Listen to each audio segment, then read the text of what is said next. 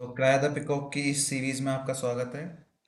इस बड़े से और थोड़े से अंडरस्टैंडिंग नोवेल का, बहुत ही अच्छे नोवेल के हम लगभग 90% 95% कंप्लीट कर चुके हैं। 2 पार्ट इसके हो गए हैं और अब ये इसका आखिरी पार्ट है, पार्ट 3। तो इसको आज हम शुरू करने जा रहे हैं और इसको हम इस वीडियो में ख़त्म कर देंगे और यहाँ पे क्राय द पिकॉक का जो अपनी श्रृंखला है उसका समापन होगा। इसके बाद हम एक वीडियो और अपलोड करेंगे जिसमें पूरी जो नोवेल है क्राय द पिकॉक का, उसका पूरा ऊपर से लेके नीचे तक हिंदी में ट्रांसलेशन होगा, जिसको आप देख सकते हैं, घर का काम करते करते लगा के कान में सुन सकते हैं। उसमें आपको ज़्यादा टाइम भी नहीं देना पड़ेगा, तो आपको जैसा उचित लगे वैसा आप कर सकते हैं। तो फिलहाल हम इसको शुरू करते हैं, पार्ट 3 को। तो जैसा कि हमने पार्ट 2 में देखा था लास्ट में कि गौतम छत से गिर के मर चुका है। तो अब उसके बाद की बात है कि अब क्या होना है, क्या होगा। It was 9 o'clock in the evening 3 days later, कि शाम के 9 बजे हुए हैं, 3 दिन बाद की ये बात है। After a month of vacancy, the house in Lucknow had been opened up, its room aired, its lights lit। तो 1 महीने के खालीपन के बाद लखनऊ में जो घर है वो खुल चुका है। उसके कमरे जो हैं वो हवादार हैं और बत्तियां जल रही हैं। तो लखनऊ में है, मतलब इनका घर जयपुर में नहीं है जैसा पहले बताया था। तो लखनऊ में भी बिरला मंदिर है और जो सिविल लाइन्स है ये सब है। The servants informed by one terse telegram of the arrival of the daughter of the house and the 2 women accompanying her had been summoned out of their white huts behind the loquat and guava trees and were now hurrying, partly through obedience and partly through animation acquired from the air of appalling scandal that had somehow infiltrated even into this monument to discreet and traditional aristocracy, like a significant snigger uttered at a solemn public meeting to complete their work। तो नौकरों को एक संक्षिप्त तार द्वारा या Telegram जो होते हैं ना, उनके द्वारा घर की बेटी और उनके साथ आई 2 महिलाओं के जो आगमन की सूचना दे दी गई थी। तो उन्होंने जो है लोकाट और अमरूद के पेड़ों के पीछे जो उनकी सफ़ेद झोंपड़ी हैं उनमें से उन्हें बाहर बुलाया गया। और अब वे जल्दी जल्दी काम कर रहे थे, कुछ हद तक आज्ञाकारिता के कारण और कुछ हद तक उस भयावह बदनामी की हवा से प्राप्त उत्साह के कारण जो किसी तरह विवेकशील और पारंपरिक अभिजात वर्ग, कुलीन वर्ग या फिर धनी वर्ग जो है उसके इस स्मारक में भी घुस गई थी, यानी उनके इस घर में घुस गई थी। जैसे किसी गंभीर सार्वजनिक बैठक में की गई एक महत्वपूर्ण हंसी अपना काम पूरा करने के लिए घुसती है। तो वो आ गई हैं अपने साथ में 2 लेडीज़ को लेके। नौकर आ गए हैं, सब बाहर आ गए हैं, घर खोल दिया गया है अब। Fired by enthusiasm, the gardener had even suggested working the old fountain again, but had been told firmly and clearly that this was not at all necessary and that he must discard the notion altogether। तो अब चूंकि इतने दिनों बाद घर खुला है तो लोगों में उत्साह भी है। तो उत्साह से भरकर माली ने अपने जो पुराना फव्वारा है उसको फिर से चलाने का सुझाव दिया था, लेकिन उसे दृढ़ता और स्पष्ट रूप से बताया गया कि यह बिल्कुल भी आवश्यक नहीं है और उसे इस विचार को पूरी तरह से त्याग देना चाहिए। So the 3 dolphins sprang into the air from a dry cement flooring, and no water spouted from their dust-choked mouths। तो अब वो जो 3 डॉल्फिन है, यानी कि उन 3 महिलाओं को 3 डॉल्फिन कहा गया है। तो अब वो जो तीनों डॉल्फिन है वो सूखी सीमेंट की फर्श से हवा में उछली और उनके जो धूल से भरा जो मुंह है उसमें से पानी भी नहीं, मुंह से पानी भी नहीं निकला। यानी कि मट्टी इतनी हो गई है, जैसे ही वो घर खुला है तो मट्टी मट्टी हो गई है, ड्राई सीमेंट फ्लोरिंग है। तो डस्ट से उनका मुंह भर गया है और कोई पानी नहीं निकला, यानी कि गला चौक हो गया उनका। But the library had been opened since the master was also expected soon and 4 bedrooms aired and prepared। लेकिन जो लाइब्रेरी है, जो उनका पुस्तकालय है, वो खुल चुका था क्योंकि मास्टर भी जल्दी आने वाले थे, और जो 4 बेडरूम हैं वो हवादार थे और वो तैयार कर दिए गए थे। Yet at this hour it was as quiet as though everyone had fallen back into this summer holiday attitude of repose again, though of course there was no hint of holiday light-heartedness. तो फिर भी इस समय यहाँ पे इतनी शांति थी कि मानो फिर से हर कोई जो है फिर से अपनी गर्मी की छुट्टियों के आराम के मूड में आ गया हो। हालांकि निश्चित रूप से छुट्टी की जो मस्ती है उसका कोई संकेत था नहीं। Its atmosphere was more like that of an expensive nursing home for convalescents. So quiet was it that the very clock in the library, with a differential slowness, seemed to move its hand with sticks of incense and bowls of Ganges water. तो ये जो माहौल है यहाँ का, इसका माहौल स्वास्थ्य लाभ के लिए किसी महंगे नर्सिंग होम जैसा था। मतलब स्वास्थ्य सही हो जाए इसलिए इस तरह का माहौल था कि महंगे नर्सिंग होम जैसा। यह इतना शांत था कि पुस्तकालय में लगी घड़ी और अपने हाथों को सम्मानपूर्वक धीमी गति से हिला रही थी। पुस्तकालय की जो घड़ी है ना, उसकी सुइयां चल रही हैं, मतलब वो जो घड़ी की सुइयां उनको उसके हाथ कहा गया है। तो पुस्तकालय में लगी घड़ी अपने हाथों को सम्मानपूर्वक धीमी गति से हिला रही थी, जैसे कोई अंतिम संस्कार करने वाला पुजारी धूप बत्ती और गंगा जल के कटोरे से इशारा कर रहा हो, इस तरीके से। The mother looked up every now and then of bland face, then at her own wristwatch, a frown darkening her face each time, as though she saw something she could not decipher, and this confusion troubled her. और जो माँ है वो बीच बीच में उसके उदास चेहरे की ओर देखती, फिर अपनी कलाई और घड़ी की ओर देखती।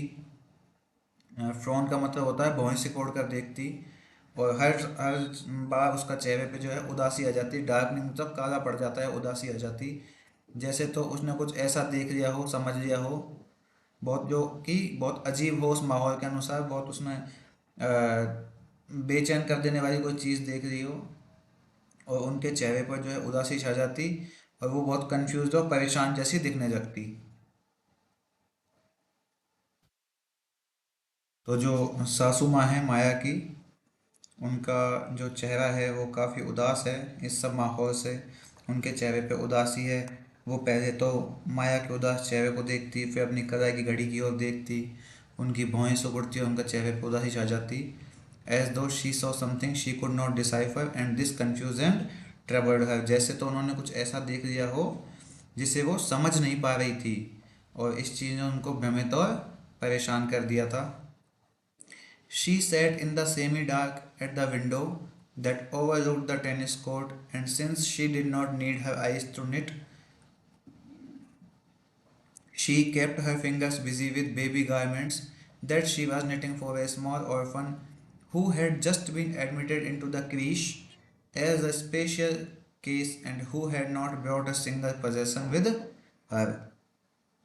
तो जो माता जी हैं वो टेनिस कोर्ट के सामने वाली खिड़की के पास आधे अंधेरे जैसे माहौल में बैठी हैं, और हालांकि उन्हें जो है बुनाई के लिए अपनी आंखों की ज़रूरत नहीं थी, इतनी परफेक्ट थी वो बुनाई करने में कि उनको देखने की आवश्यकता थी नहीं।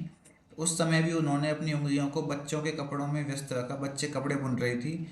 तो कौन सा कपड़ा बुन रही थी? एक ऐसा कपड़ा जो एक वो छोटे अनाथ बच्चे के लिए बुन रही थी, जिसे हाल ही में एक विशेष मामले के रूप में उस क्रीश में, उस शिशु गृह में भर्ती कराया गया था, और वो बच्चा जो है अपने साथ एक भी चीज़ नहीं लाया था।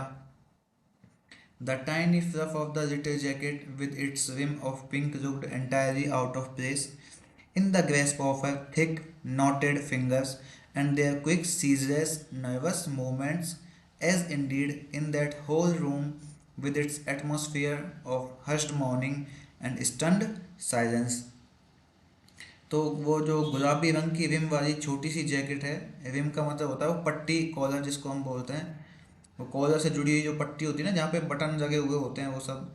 तो गुलाबी रंग की रिम वाली वो छोटी सी जैकेट का छोटा सा जो टाइनी फ्लफ है, छोटा सा वो गूदा जैसा होता है ना, एक फूल जैसा होता है, उस छोटी सी उसके किनारे पर जो था, उसकी मोटी गांठदार उंगलियों और उनकी तेज निरंतर घबराई हुई हरकतें जो हैं, उनकी पकड़ में पूरी तरह से बेमेल लग रहा था। यानी कि वो जो कपड़ा वो बुन रही थी वो तो बड़ा सुंदर था, लेकिन माता जी बहुत ज़्यादा तनाव में हैं, तो उन दोनों का जो मेल नहीं लग रहा था कोई भी। और इस तरह का वो बेमेल लग रहा था जैसे वास्तव में उस पूरे कमरे में था, जिसमें शांत शोक और स्तब्ध चुप्पी का माहौल था। स्टन्ड साइलेंस मतलब स्तब्ध चुप्पी। When the clock chimed Neera looked up too। जब घंटी बजी तो नीरा ने भी ऊपर देखा। उसने जो है ना ऊपर देखा है घंटी, वो माता और बेटी दोनों साथ साथ ही बैठी हैं। तो she made no pretence of keeping herself occupied with handiwork and sat trying to make friends with a dim witted Pomeranian in between spells of dark brooding. तो जो नीरा है उसने खुद को हस्तकला में व्यस्त रखने का कोई भी दिखावा नहीं किया, और उस अंधेरे जो डार्क जो चिंतन है उसके दौर में एक मंदबुद्धि पामेरियन के कुत्ता है, जो पामेरियन जो है कुत्ता होता है, उसके साथ दोस्ती करने की कोशिश की। Yet, when she looked across at her mother, she realized that woman's occupation was not pretense and no shade। और जब भी फिर भी तब उसने जब उसने अपनी माँ की तरफ देखा तो उसे एक ऐसा एहसास हुआ कि वो जो महिला है उसकी माँ है, वो कोई दिखावा या फिर उस सब माहौल से बचने के लिए कि ढाल का इस्तेमाल नहीं कर रही थी। ये सब चीज़ें उसके लिए नहीं थी, वो वाकई में इतनी मशगूल थी अपने काम को करने में। There she sat, continuing stitches with the barest movement of her lips, as though the ordinary course of living in which work, hard and continual work, was the greatest part, and at times like this, the only one continued unaffected even under the greatest of stress। तो माता जी जो है, माता जी की बात बता रही है नीरा, कि वह बैठी हुई थी, अपने होठों की हल्की हरकत से टाँके गिन रही थी, यानी कि होठों को बड़बड़ा रही थी। मानव जीवन का सामान्य क्रम, जिसमें काम, कठोर और निरंतर काम ही सबसे बड़ा हिस्सा था, और ऐसे समय में एकमात्र सबसे बड़े तनाव में भी उनका जो काम है वो अप्रभावित रूप से जारी रहा। नीरा noticed how her large hard hands were absolutely under control, how they never dropped a stitch, how she never made an error, how the little garment grew steadily and smoothly without interruption। नीरा ने देखा कि कैसे उनके बड़े कठोर हाथ पूरी तरह से नियंत्रण में थे, कैसे उन्होंने कभी भी एक भी टाँके को मिस नहीं किया था, और कैसे उन्होंने उसमें कोई भी दरार नहीं डाली, कोई भी उसमें उसने कट नहीं डाला, कि कैसे छोटा सा वो कपड़ा बिना किसी रुकावट के लगातार और सुचारू रूप से चल रहा था। There was even a certain satisfaction in the face that bent over it, the satisfaction that came from imagining a child in it, warm, protected and safe। तो माता जी जो है उनको एक निश्चित संतुष्टि थी, उनके चेहरे पे एक संतुष्टि थी, दैट बेंट ओवर इट, जो उसके ऊपर झुकी हुई थी, यानी कि माता जी उस कपड़े को बुन रही थी ना, तो वो झुकी हुई है कपड़े के ऊपर, तो उनके चेहरे पे एक संतुष्टि है। और वो संतुष्टि किस चीज़ की है? वो संतुष्टि उस कल्पना की है जिसमें एक बच्चा इसके अंदर गर्म, सुरक्षित और प्रोटेक्टेड, एकदम प्रोटेक्टेड एंड सेफ, तो एक ही चीज़ है, गर्म और सुरक्षित महसूस करेगा। Yet there was no sign of absorption. फिर भी उनके जो चेहरे पे के ऊपर कोई भी अवशोषण का हाव भाव नहीं था। There was too much tiredness in on her on the face to leave any room for interest. उनके चेहरे पर बिना किसी और चीज़ में रुचि के लिए कोई भी हाव भाव नहीं था, बस उनके चेहरे पर एक थकावट थी। तो वो थकावट इतनी पर्याप्त थी कि किसी और चीज़ के बारे में वो सोच ही नहीं सकती थी। Its tiredness made it dark, as though it had deepened, sunk to a so far unsuspected depth in which there was nothing but grim darkness। तो इस थकान ने उन्हें और भी काला कर दिया था, और जितना ज़्यादा वो गहरा होती थी उतना ज़्यादा ही वो संक यानी कि डूब जाती थी, सो फार अनसस्पेक्टेड डेप्थ, उस अप्रत्याशित गहराई में, विच देयर वाज नथिंग, जो कि कुछ और नहीं लेकिन गंभीर अंधेरा था। यानी कि उनकी जो थकान है उन्होंने उसे अंधेरा बना दिया था, जैसे वह गहरा हो गया हो और इतनी गहराई में डूब गया हो कि अब तक किसी को संदेह ही नहीं था कि वहां केवल भयंकर अंधेरा था। She had her figure erect, yet it was lifeless, weary, and a great strength seemed to go into the act of holding it under control. उन्होंने अपना शरीर सीधा रखा, फिर भी वह बेजान थका हुआ था और उसे नियंत्रित करने के लिए बहुत अधिक तनाव लग रहा था। Nira closed her mouth and sat back, poking the dog with her foot to bring it to life. नीरा जो है उसने अपना मुंह बंद कर लिया था और वापस बैठ गई और कुत्ते को अपने पैर से ऐसे हल्का सा धक्का मार के उसे वापस जीवंत कर दिया। यानी कि जैसे कुत्ता वो चुपचाप पड़ा हुआ था वहां पे, उसको ऐसे पैर अड़ाया तो वो कुत्ता हलचल दिखाई कुत्ते ने। पोमेरेनियंस Pomeranians are too stupid, she said in exasperation, which made a small explosion in that hushed room. Pomeranian जो कुत्ते हैं वो बहुत बेवकूफ़ होते हैं, उसने झुंझलाहट में कहा, जिसने उस शांत कमरे में एक छोटा सा विस्फोट सा कर दिया था। As the words fell on her on ears, और शी लुक्ड अशेम्ड, जैसे ही वो शब्द से खुद के कानों पे पड़े वो शर्मिंदा दिखाई दी। स्क्रूड अप हर फेस, उसने अपना चेहरा बिगाड़ दिया। Wondered if there were not something better to say, और उसे आश्चर्य हुआ कि क्या कुछ और अच्छा नहीं कह सकती थी क्या वो। She finally said what was uppermost in her mind, though she wondered if it were not inappropriate and indiscreet to say it, the telegram hasn't arrived yet. तो बहुत सोच समझ के उसने क्या बोला कि जैसे उसके शान कानों में वो शब्द पड़े जो उसने पोमेरेनियन कुत्ते के उसमें कहे थे, वो शर्मिंदा सी महसूस हुई। तो आखिरकार उसने वही कहा जो उसके दिमाग में सबसे ऊपर था। हालांकि उसे आश्चर्य हुआ कि क्या ऐसा कहना अनुचित और अविवेकपूर्ण तो नहीं है, और उसने क्या बोला है कि टेलीग्राम अभी तक नहीं आया है।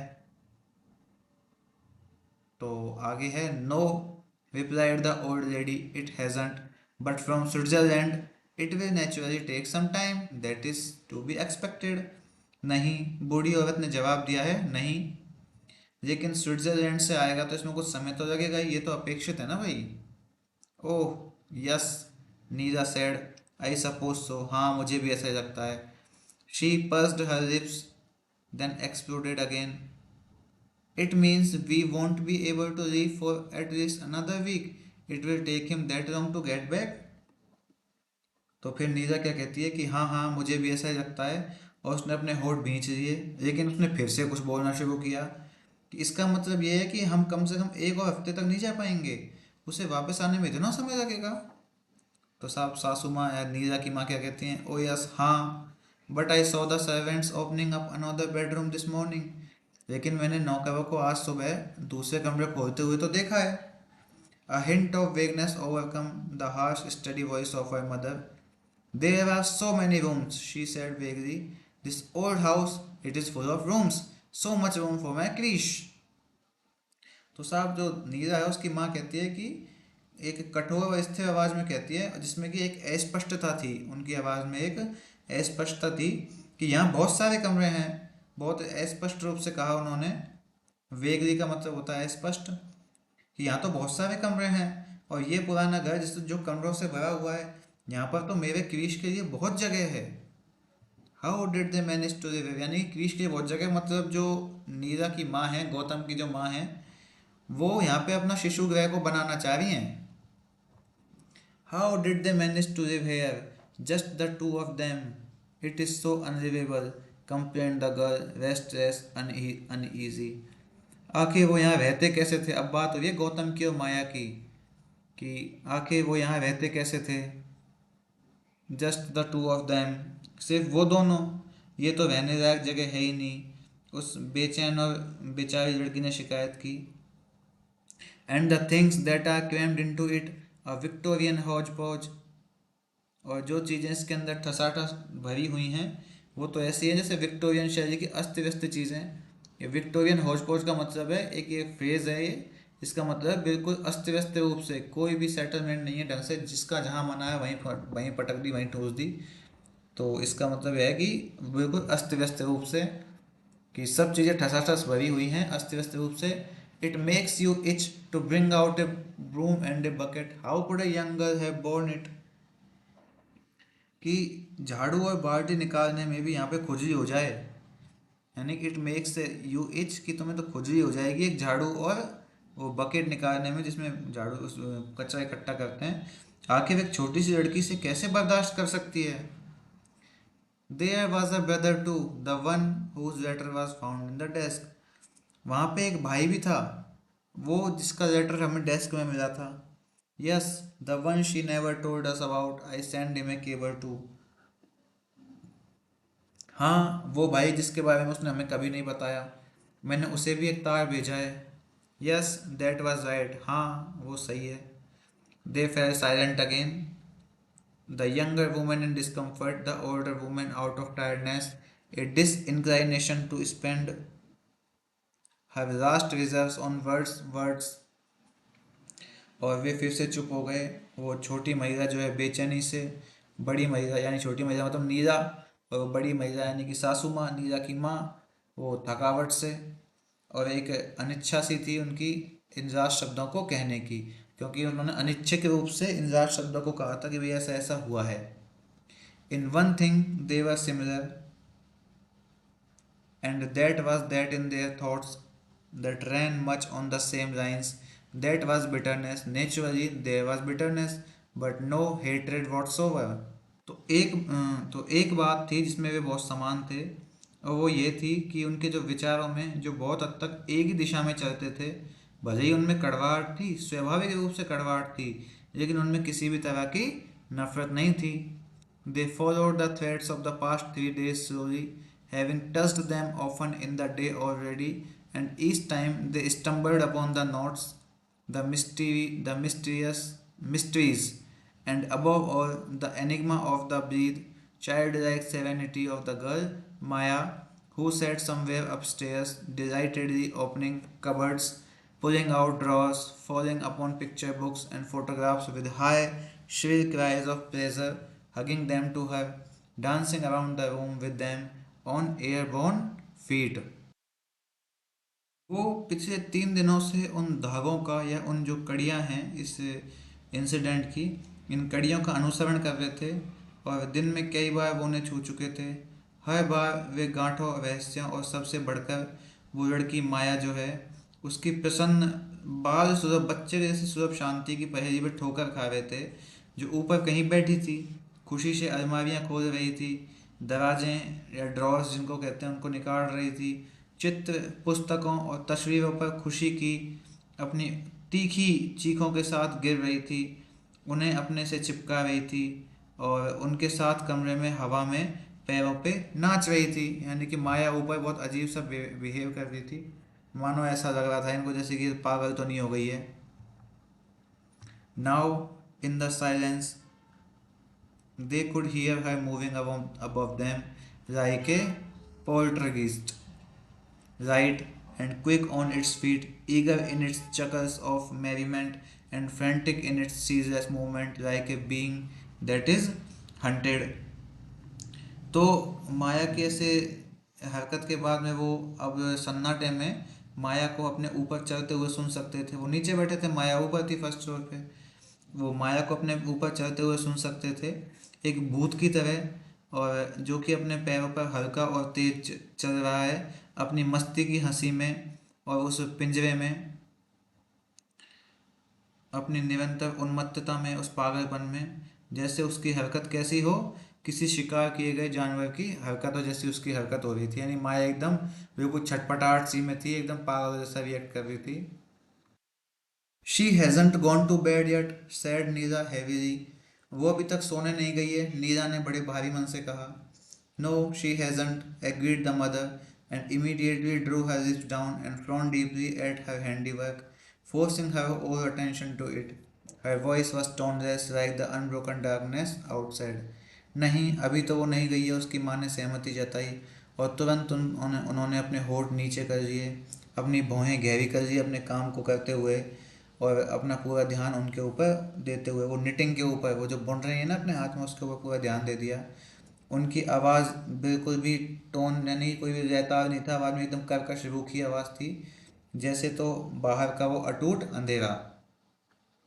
But Neela could not listen to that happy childish burbling, with such stern equanimity, लेकिन जो नीरा है वो ऐसी खुश और बचकाने बुदबुदाहट को उस कठोर शांति से नहीं सुन सकती थी। She would have given anything to silence that laughter, to banish the vision of that laughing, affectionate child who had met them at the door when they come to her in that still, secretive house of death. तो नीरा जो है वो उस हंसी को चुप कराने के लिए कुछ भी कर सकती थी। उस हंसते हुए इसने ही बच्चे की गति की दृष्टि को दूर भगाने के लिए जो उन्हें उस शांत गुप्त मृत्यु के घर में दरवाजे पे मिला था। Don't you think the doctor might have given her A pill of something, क्या तुम्हें नहीं लगता कि डॉक्टर को उसे कोई दवाई या कुछ और दे देना चाहिए? She said with some desperation, उसने कुछ निराशा से कहा। Her voice was angry but she was a large hearted woman, an intelligent one, open to conviction. उसकी आवाज़ भले ही गुस्से में थी लेकिन वो एक बड़े दिल वाली महिला थी, एक बुद्धिमान महिला, खुली सोच वाली। ओनली द कन्विक्शन लैक्ड, बस उस खुली सोच की ही कमी थी। महिला तो खुली सोच वाली थी, बस सोच की कमी थी। It was absent, so suspiciously absent, ये गैर मौजूद थी। ये सोच जो है बहुत ही संदिग्ध रूप से गैर मौजूद थी। The stories that had been told by the servants and in particular Maya's own story worried her as she reflected upon them in her restless inactivity. वो कहानियाँ जो उसे बताई गई थी नौकरों के द्वारा, और विशेष करके माया की खुद की कहानी ने उसे बहुत ज़्यादा चिंतित कर दिया और उसे और ज़्यादा बेचैन कर दिया। She stared at her mother who had no such doubts, उसने अपनी माँ की ओर घूर कर देखा जिन्हें कोई भी डाउट, कोई भी संदेह नहीं था। She had discounted the stories immediately, in particular the girls, तो नीरा ने उन कहानियों को तुरंत खारिज कर दिया, विशेष करके उस लड़की के संदर्भ में। It was an accident, she had announced, overriding them all with a fierceness that had silenced them effectively. यह एक दुर्घटना थी, उसने घोषणा की, उन सभी को एक ऐसी उग्रता से दबाते हुए जिसने उन्हें प्रभावी रूप से चुप करा दिया। यानी कि वहाँ पे जो नौकर चाकर थे वो अब इनको बता रहे थे कि माया कैसी हरकतें करती थी या क्या था क्या नहीं था। तो लेकिन जो वो लड़की है नीरा, वो इस बात को दबाने की कोशिश कर रही है कि ये एक एक्सीडेंट था। अब वो सब चुप हो गए। But Neera could not accept this conviction with such fantastic completeness on her mother did, लेकिन जो नीरा है ना वो इस विश्वास को इतनी शानदार पूर्णता के साथ स्वीकार नहीं कर सकी जितना कि उसकी माँ ने किया था। She was inflamed by the recollection of the girl's greeting them with her feline embrace and with a smile radiating out of her swallowing brilliant eyes, insisting on bringing them tea, sweets, even as she recounted to them the story of mad horror, all in the same cool, honeyed tones, while they had sat there, the tea growing cold in the cups before them, watching her as one might watch a child play at soldiers and ruthlessly destroy them in its playfulness. तो नीरा जो है वो माया की याद से भड़क उठी, और कौन सी याद? जो उन्हें अपनी बिजली की तरह गले लगाकर अभिवादन कर रही थी और अपनी निगलती हुई चमकदार आंखों से एक मुस्कान बिखेरते हुए उनके लिए वो चाय मिठाई लाने पे जोर दे रही थी। यहाँ तक कि वह उन्हें पागल डरावनी कहानी भी सुना रही थी। सभी एक ही शांत मधुर स्वर में वहाँ बैठे थे, उनके सामने के प्यालों में चाय ठंडी हो रही थी, उसे देख रहे थे जैसे कोई बच्चा सैनिकों के साथ खेलता है और अपनी चंचलता में उसे उन्हें बेरहमी से नष्ट कर देता है। तो चल रहा है साहब, माया का एक अजीबोगरीब व्यवहार चल रहा है उनके सामने, सबके सामने। So then I pushed him hard and he fell, तो अब ये माया कह रही है इस बात को, ये माया का सेंटेंस है। So then I pushed him hard and he fell, and when I went down the stairs to the terrace he was lying there. Don't you like your tea? अब मतलब ऐसे माहौल के बाद भी माया का सेंटेंस है, ये सेंटेंस तो सिद्ध कर देता है कि भाई पागल ही हो चुकी है वो कहती है कि तो फिर मैंने उसे जोर से धक्का दिया और वो गिर गया, और जब मैं सीढ़ियों से नीचे गई ना तो वो वहाँ पे पड़ा था। फिर एकदम से बात बदलते हुए कहती है, क्या आपको चाय पसंद नहीं आई क्या? Shall I bring you lemonade instead, क्या मैं आपको लेमोनेड ले आऊँ चाय के बजाय? It is a hot day, ये तो बहुत गर्म दिन है। Neera gave her large head a shake as though her ears buzzed. नीरा ने अपना बड़ा सिर हिलाया जैसे उसके कान भिनभिना रहे हों.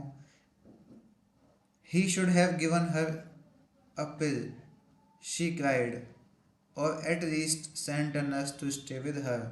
तो वो रोते हुए बोली कि उसे या तो एक दवाई दे देनी चाहिए, गोली दे देनी चाहिए, या कम से कम उसके साथ रहने के लिए एक नर्स भेजनी चाहिए. The mother was counting stitches and would not reply till she had come to the end of particularly complicated row.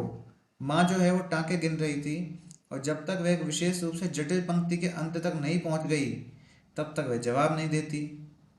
Then she looked up and out of the window into the darkness, where her keen eyes could discern the white markings of the tennis court and the light at the gate where the gatekeeper sat to keep away curious visitors who had heard by the pigeon post of rumor of the daughter's return. She said thoughtfully, "But the less people that see her and hear her story, the better." तो जो माता जी हैं साहब, माता जी अपने काम में लगी हुई हैं और कोई जवाब नहीं आया. फिर उन्होंने क्या किया है कि फिर उन्होंने खिड़की से बाहर देखा है अंधेरे में, जहाँ पे उनकी जो गहरी आंखें हैं वो टेनिस कोर्ट के सफ़ेद निशानों को देख रही थी, और गेट पर उस रोशनी को जहाँ पे गेट कीपर बैठा था. वो जो एक्साइटेड लोग थे ना, जो कि आस पड़ोस वाले, जिनको ज़्यादा तुल मची होती कि क्या हो रहा है क्या हो रहा है, वो उत्सुक आगंतुक लोगों को दूर रखने के लिए बैठा था वो गेट कीपर, जिन्होंने अफवाह के जो पिजन पोस्ट है, यानी कि वो कबूतरों की तरह फैली अफवाह है ना, पिजन पोस्ट ऑफ ह्यूमर इसलिए कहते हैं कि कबूतरों के द्वारा फैलाई गई अफवाह. पुराने ज़माने में हम देखते हैं ना कि भाई कबूतर जो है वो चिट्ठियाँ ले जाया करते थे. तो इसके तात्पर्य यह है कि कबूतर ही हैं वो जो न्यूज़ फैलाते हैं इधर उधर. तो वो कबूतरों के द्वारा फैलाई गई अफवाह उसके पास फिर वो बेटी की वापसी के बारे में, कि भाई लोगों को ऐसी अफवाह हुई है कि भाई बेटी वापस आ गई है. तो उन्होंने विचारपूर्वक कहा है कि जितने कम लोग उसे देखेंगे और उसकी कहानी सुनेंगे उतना ही अच्छा है. किसकी? माया की. Yes, exploded Neera, of course, and flushed to think of that voice pattering nimbly through all the grim explanations of episodes unbelievable as though a fairy story learnt by heart. हाँ, नीरा ने कहा, बेशक. और उस आवाज़ के बारे में सोचकर शर्मिंदगी उसे महसूस हुई, जो अविश्वसनीय घटनाओं के सभी गंभीर स्पष्टीकरणों के माध्यम से तेजी से आगे बढ़ रही थी, जैसे कि किसी परी कथा को, फेरी टेल को दिल से याद किया गया हो. Of course, she repeated so loudly that the dog started at her floor. बेशक, उसने इतनी जोर से कहा कि वो जो कुत्ता है ना उसके पैर के पास बैठा हुआ था वो तक चौंक गया. But it will come out anyway mother, लेकिन ये बात बाहर आ ही जाएगी माँ. You can't expect it not to, आप उसके बाहर ना आने की उम्मीद नहीं कर सकते. I am certain she has already told others besides us, मैं तो पूरी श्योर हूँ, मैं तो निश्चित हूँ कि उसने हमारे अलावा भी बाकी लोगों को बता दिया होगा. द सर्वेंट्स फॉर इंस्टेंस, फिलहाल के लिए कहें तो वो नौकर. Though we were lucky to catch that pom pom person and send her packing, हालांकि हम बहुत खुशकिस्मत हैं कि हमने उस पॉम पॉम पर्सन को, यानी कि ये पॉम पॉम पर्सन, देखो नीचे एक डिटेल लिखी हुई है, slang used in disrespective way to indicate any person, यानी कि हमने उस आदमी को पकड़ लिया, उस पर्सन को पकड़ लिया, उस औरत को पकड़ लिया जिसको ये खबर पहुंची थी और वो इस खबर को फैला सकती थी. तो हम बहुत खुशकिस्मत थे कि हमने उस पॉम पॉम पर्सन को, उस खबर फैलाने वाले इंसान को पकड़ लिया और उसे सामान पैक करने में लगा दिया. She looked just the sort who would have pounced on it as a juicy scrap of gossip. वो इस तरह की लग रही थी कि जैसे वो इसके ऊपर झपट पड़ेगी. किस चीज़ के ऊपर? इस खबर के ऊपर. और उसे बड़ा मज़ा आता है ऐसी रसीली बातों के बारे में गॉसिप करने में या बातचीत करने में. She retorted on angrily but her mother barely listened. वो ऐसे ही बड़बड़ाती रही गुस्से से, लेकिन उसकी माँ ने मुश्किल से ही उसे सुना था. Uninterested in the doings and behavior of people for the first time in her active life. उनके जीवन में सक्रिय रूप से उन लोगों का हस्तक्षेप जो था, उन लोगों का जो व्यवहार था वो उन सब चीज़ों में बिल्कुल भी रुचि नहीं रखती थी, यानी कि वो चाहती नहीं थी कि लोग उसके जीवन में रुचि दिखाएं, और जो दिखा रहे थे उससे भी उनको कोई मतलब नहीं था। And even so continued more gently, the doctor will have to be told once she is there। और आगे जो भी है कि नीजा ने और कोमलता से कहा, उदारता से कहा कि डॉक्टर जब यहाँ जाएंगे तो उन्हें भी बताना ही होगा। She stopped short in apparent embarrassment, almost guilty embarrassment, and her mother, sensing it, looked up at her in surprise, directing at her a lucid, piercing gaze of inquiry, as she had looked at the cruelest of realities।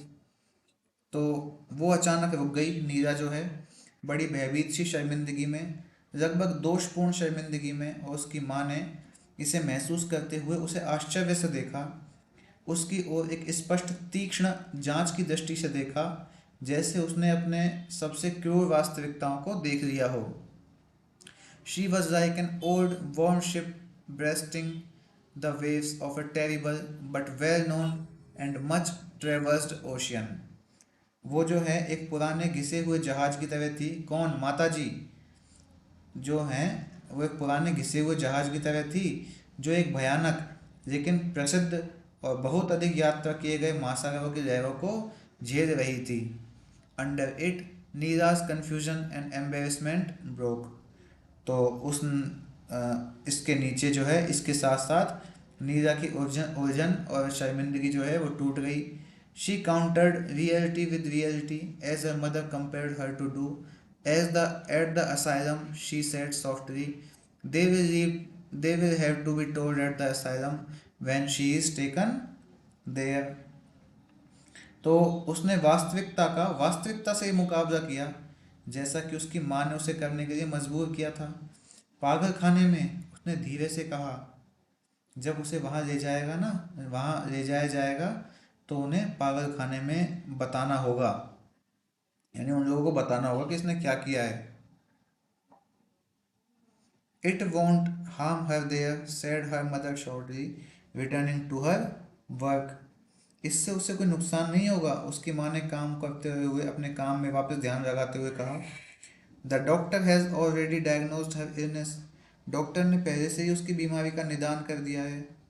It will be hard on her family, yes, and her heavy shoulders shrugged very slightly, barely moving in the dark. It is hard for all of us, she said। यह उसके परिवार के लिए भी कठिन होगा, हाँ। और उसने उसके जो भारी कंधे हैं, उसने उन्हें बहुत हल्के से हिलाया, अंधेरे में मुश्किल से हिलते हुए कहा कि ये हम सभी के लिए कठिन है, हम सब के लिए। Following the first confession of hardship, there was a long silence. The vast room, enveloped as it was by long shadows and pits of gloom, swelled with the rush of thoughts that filled both women now in silence। तो कठिनाई के इस confession के बाद, इस कबूलनामे के बाद में एक लंबी खामोशी छा गई। वो विशाल कमरा, जो लंबी छायाओं और अंधेरे के गड्ढों से घिरा हुआ था, उन विचारों की भीड़ से भर गया, जो अब दोनों महिलाओं को खामोश कर रहा था। With all their concentration, they still found themselves distracted, however, by the consciousness of the presence upstairs of the girl with her round, wan face and soft featheriness of hair, explaining to them in her coaxing child's voice the details of the whole affair, of what exactly her had led her to do it, her own purpose, her peremptory insistence that it had to be one of us, you see, and it was so clear that it was I who was meant to live। तो अपनी पूरी एकाग्रता के बावजूद वे अभी भी खुद को विचलित पाते हैं। हालांकि ऊपर की स्थिति जो है, उस उपस्थिति की, उस लड़की की माया की उपस्थिति की चेतना से, अपने गोल पीले चेहरे और मुलायम बालों वाले लड़की की चेतना से, जो उन्हें अपने बच्चों की तरह पुचकारते हुए, जिसने पूरे मामले का विवरण दिया था उन्हें, और उसे ऐसा करने के लिए आखिर किस बात ने प्रेरित किया होगा। जो माया है, उससे उसने गौतम को धक्का दे दिया, मार दिया, उसे ऐसा करने के लिए किस बात ने प्रेरित किया होगा? हो सकता है उसका कोई अपना उद्देश्य हो, उसका दृढ़ आग्रह कि यह हम में से ही एक होना चाहिए था। आप देखिए, और यह इतना स्पष्ट था कि यह मैं ही थी जिसे जीना था। मतलब माया ऐसे सोचती होगी कि जो मैं ही थी जिसे जीना था, गौतम को मरना ही था। You see, to Gautam, it did not really matter. आप देखिए, गौतम के लिए यह वास्तव में मायने नहीं रखता था। He did not care and I did. उसे फर्क नहीं पड़ता था लेकिन मुझे पड़ता था। Her smiles, her caresses, her calm certainty of their complete understanding. उसकी मुस्कुराहट, उसका प्यार दुलार, उसकी पूरी समझ के बारे में उसका शांत निश्चय। मतलब क्या गजब की एक्सप्लेनेशन है अभी माया के जो करंट सिचुएशन है उस सब चीज़ की। When they had tried to calm her and force her into her own room to sleep, she had repeated, "Do you understand?" and then looked upon their horror with the blank gaze of those who no longer see reality. Then they had understood. तो जब वे उसे माया को शांत करने की कोशिश कर रही थी, तो और उसे अपने कमरे में सोने के लिए भेजने की कह रही थी, तो उसने कहा था ये बात कि तुम समझ रहे हो। और फिर उन लोगों की भयावहता को, उन लोगों की खाली निगाहों से देखा जो अब वास्तविकता को नहीं देखते हैं। तब वे इस बात को समझ गए थे। किस बात को समझ गए थे? कि भाई माया जो है वो पूरी आउट ऑफ कंट्रोल हो चुकी है, पूरी पागल हो चुकी है। Simultaneously, the two women recoiled from this memory at which they had arrived together and quickly turned to activity. They both had great faith in activity. तो एक साथ दोनों महिलाएं इस याद से उबर आई जहां वे एक साथ पहुंची थी और जल्दी से काम पर लग गई। हालांकि उन दोनों को काम करने में बहुत ही विश्वास था। द मदर्स हैंड फ्lew about her wool and knitting needles in a blur. Neera busily unfolded a newspaper, folded it again, then began to read it, scowling. तो माँ के हाथ जो हैं वो ऊन और बुनाई की सुइयों पर धुंधले ढंग से उड़ रहे थे। नीरा ने व्यस्तता में एक अखबार खोला, फिर उसे मोड़ा और फिर उसे पढ़ना शुरू कर दिया भौहें सिकोड़ते हुए। Immediately she lost interest in it, said, "It's nearly 10. Why don't you go up to rest, mother?" तुरंत ही उसकी उस अखबार में रुचि खत्म हो गई। उसने कहा कि लगभग 10 बज चुके हैं माँ, तुम ऊपर जाके आराम क्यों नहीं करती हो? No, said the old lady shortly, not yet.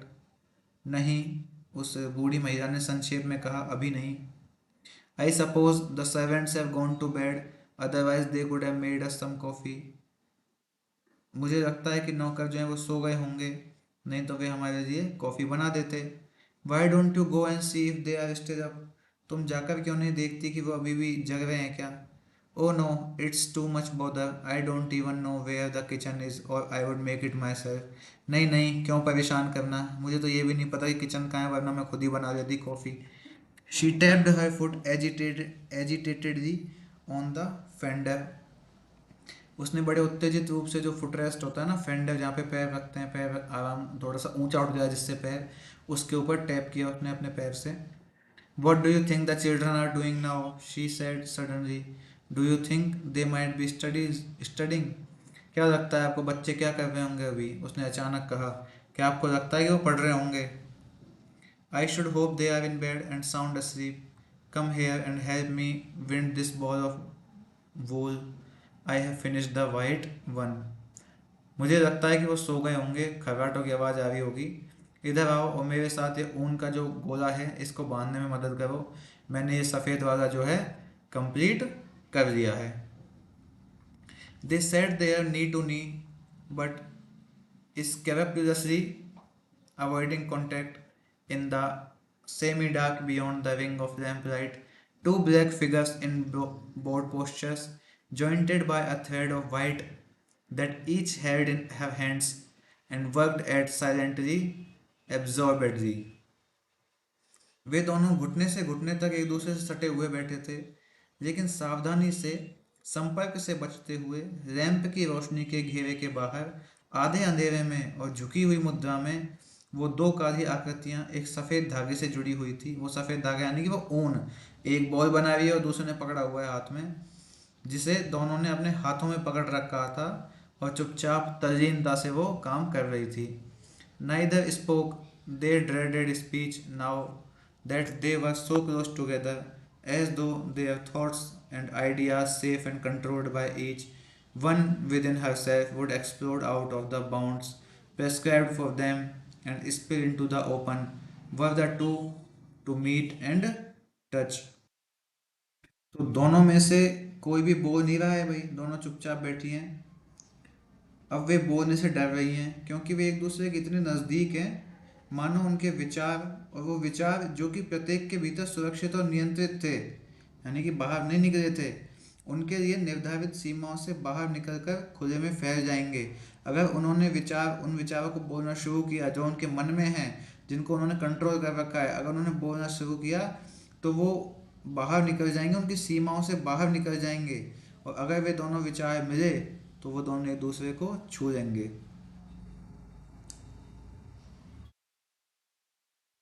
They dreaded this as their son and brother had dreaded passion, as wise men dread their flesh.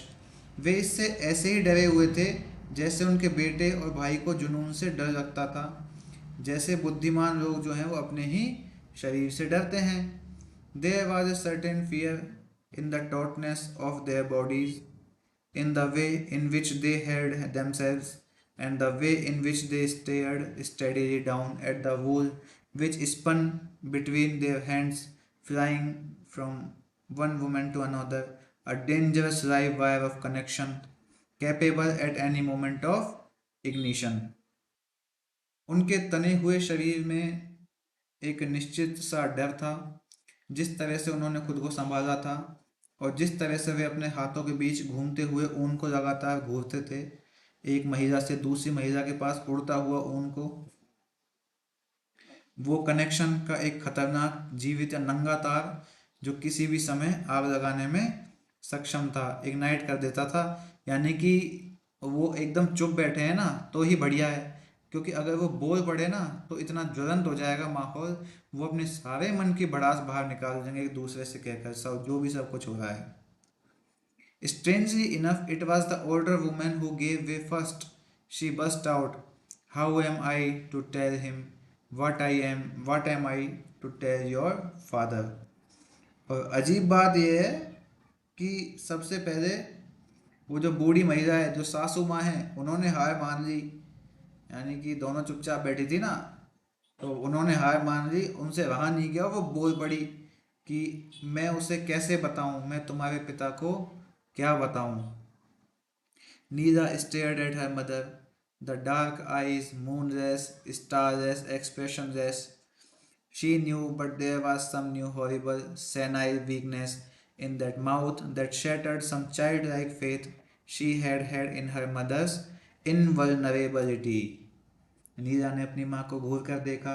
वो जानती थी कि उसकी माँ की आंखें काली थी, चांद तारे जैसी नहीं, भावहीन थी, लेकिन उसके मुंह में कुछ नई भयानक बुढ़ापे की कमजोरी तो थी, जिसने उसकी माँ की जो अजेयता थी, यानी कि आज तक उसकी माँ कभी हारी नहीं थी, लेकिन अब इस स्थिति में उसकी माँ की जो अजेयता है, उस भय ने उस अजेयता पर उसके बचपन के विश्वास को चकनाचूर कर दिया था। यानी कि नीला जो बचपन से अपनी माँ को अजय समझती थी कि मेरी माँ सबसे मजबूत है, वो कभी हार नहीं मान सकती, आज उसकी माँ ने जो दुख प्रकट किया है, इसको देख करके नीला का भ्रम टूट गया कि भाई उसकी माँ जो है अजय नहीं है।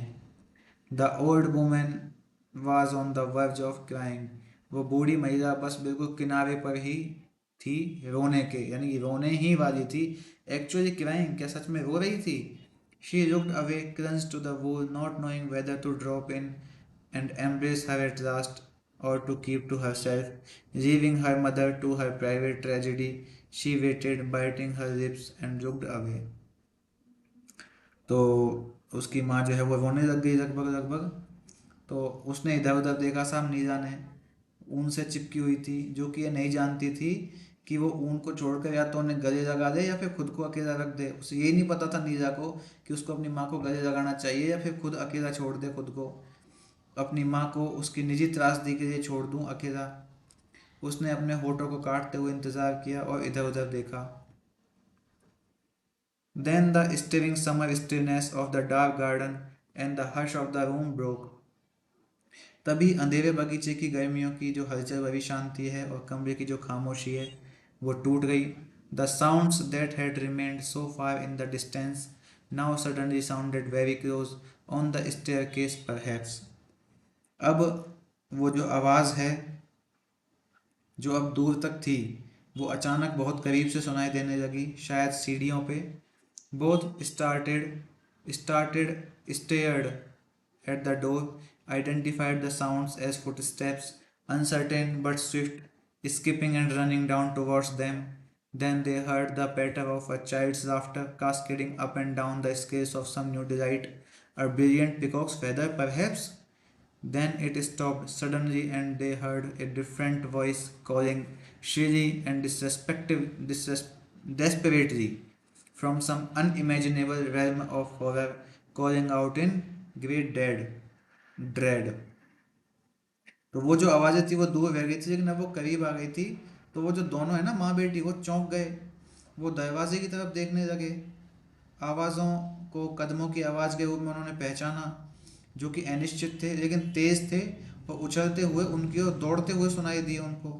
तभी उन्हें किसी बच्चे की हंसी की आवाज़ सुनाई दी, जो किसी नए आनंद के तराजू पे ऊपर नीचे हो रही थी।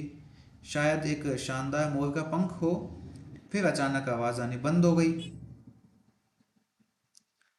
तो उन्हें फिर एक अलग आवाज़ सुनाई दी, जो कि एक डरावनी दुनिया के किसी अनइमेजिनेबल क्षेत्र यानी कि अकल्पनीय क्षेत्र से बहुत ही डर के साथ तीखी और हताश आवाज़ में पुकार रही थी। यानी कि पहले वो आवाज़ हंस रही थी, फिर वो आवाज़ हताश हो गई, तीखी हो गई। यानी कि इस पैराग्राफ से प्रूव होता है कि माया जो है ना वो अब पूरी तरीके से पागल हो चुकी है। उसे एहसास ही नहीं है कि क्या हो रहा है क्या नहीं हो रहा है। The old lady was up on her feet first. जो बूढ़ी औरत है वो सबसे पहले तो उठ खड़ी हुई। Someone must go to her, she said, and her quick voice was so low and reassured that the tenseness in the younger woman relaxed immediately. कोई तो उसके पास जाओ, किसी को तो उसके पास जाना चाहिए, उसने कहा।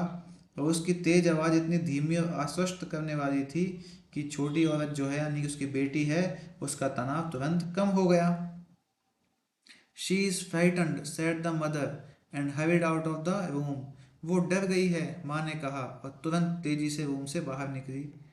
नीजा heard her climbing the stairs, pounding them in urgency.